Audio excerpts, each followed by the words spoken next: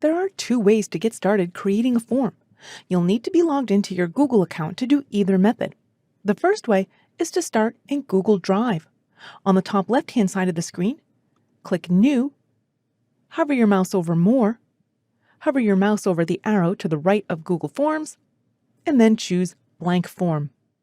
The second method is to point your browser directly to forms.google.com.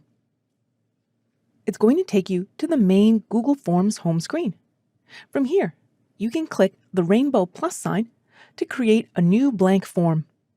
I'm signed in with our fictional Wisdom Pets account. Wisdom Pets sells all-natural pet medicine, but we also adopt pets out to new owners.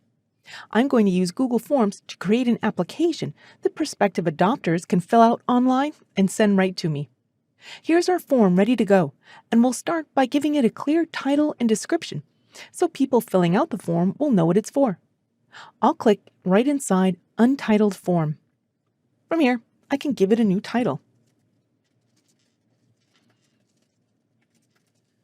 Now I'll click inside Form Description, and now I can add a quick blurb about what the form is for. I don't need to save my form.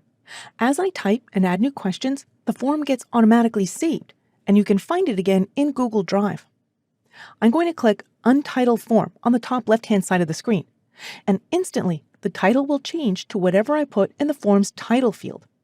Whenever I want to access this form again, I can find it in Google Drive. But up next, let's start adding some questions to this questionnaire.